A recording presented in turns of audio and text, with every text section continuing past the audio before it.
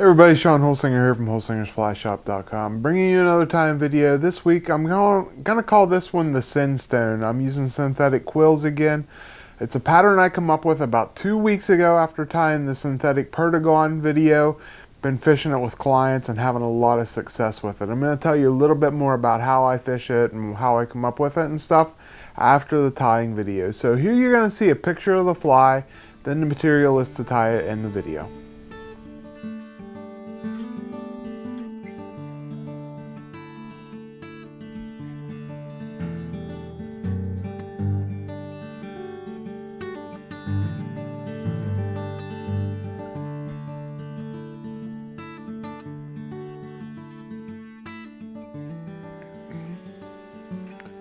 Okay, here you see the Sin Stone in the vise, the synthetic tapered quills we're going to use to make this. Very cool looking one. This one actually in the vise right now is a size 10. I just tied one a little bigger, see how it would look.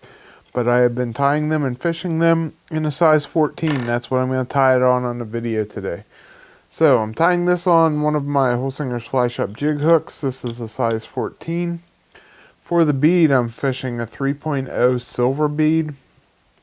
Tungsten slotted bead to get me down quick. And for the thread, I'm tying some 6/0 wood duck here from Semperfli wax thread. And we're just going to start that on, push that bead up into place, get it locked in there, and then come back and we're going to put the tail. For a tail, I'm using some stripped Goose Biots. This is golden stone. And I'm just going to do one at a time here. I'm going to place one on each side and I'm just going to run it down the side. And flick it right off the back and then pull the tag off. And then I'm going to put one on the other side. And they kind of splay themselves out. If you want, you can add a little ball of thread back there. I used to always add a little ball of thread, but kind of got away from that recently.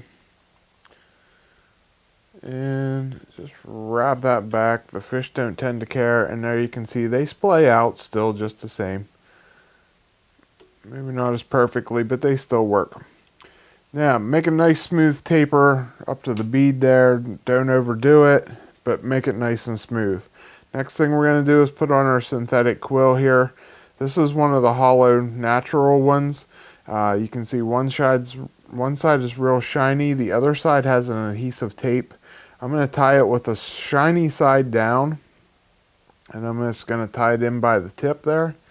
So put it on the side, tie it back there to that tail, and again, just a nice flat body coming up through there.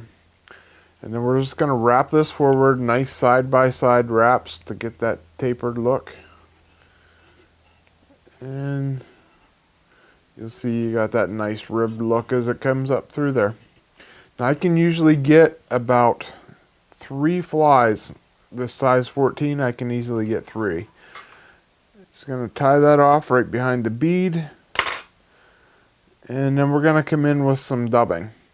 Now you can take and put a little bit of bone dry on there. I haven't been and I haven't had any problem with it.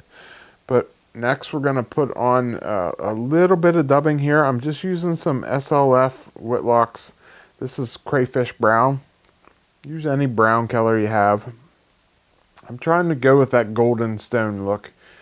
Make a little ball here. Tighten that up just a little bit. I don't want to overpower this.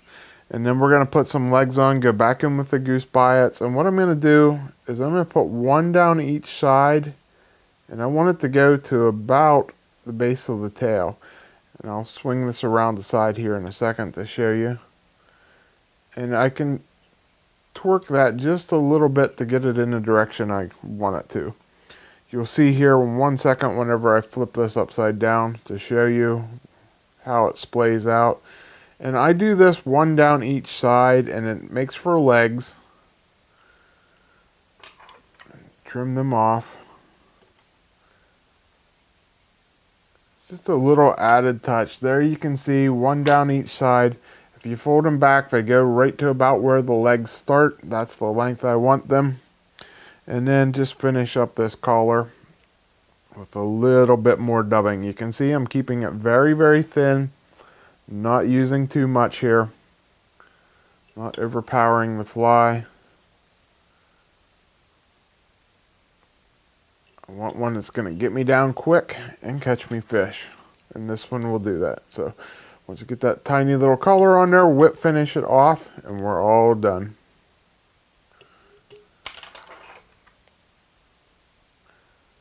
There you go. Display the tails a little bit, pull them in the direction you want.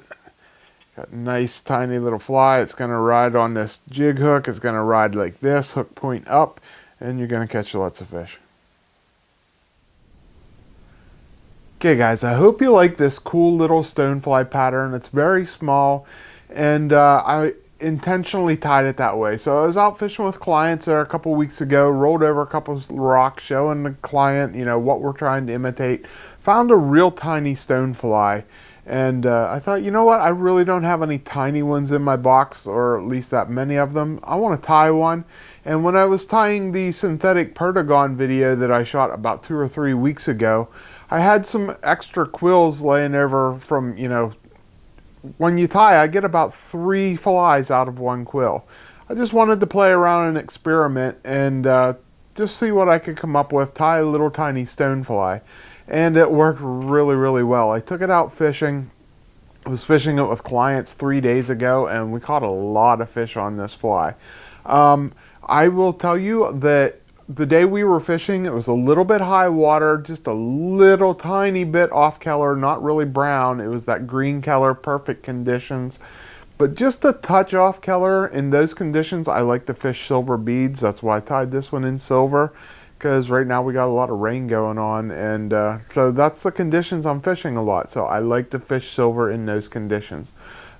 Keeping it small, I actually fished this under a popsicle dry fly with my client, and he caught a lot of fish using this as a dry dropper. So it's my nymph under my dry dropper. So play around, have fun, and experiment with different things. That's how I come up with this fly. You know, it's a twist on a couple of different patterns, but it was just one that I come up with after having some materials left over from tying another fly.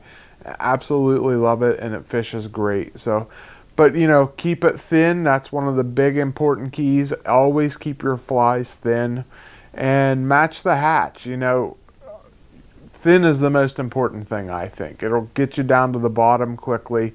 But you know, like I said, I was out lifting up rocks and saw a tiny little stonefly. I wanted to imitate that tiny little stonefly, because we actually, I'll add another thing, but one of the streams I fished, there's a lot of stoneflies on. The stream we were actually catching the fish on with this little tiny stonefly pattern, I've fished that stream in my entire life for 38 years, and I've never seen a stonefly in that stream, but I caught fish on it. So it's a great fly, a great attractor fly to use. So have fun tying, guys. You need any of the materials, you want me to tie some of these for you, reach out to us at holsingersflyshop.com.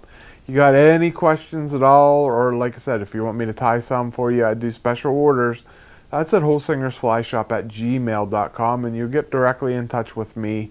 It will go right to me, not to the shop. So thank you very much, guys. Until next week when I bring you another video, I'm Shawn Holsinger.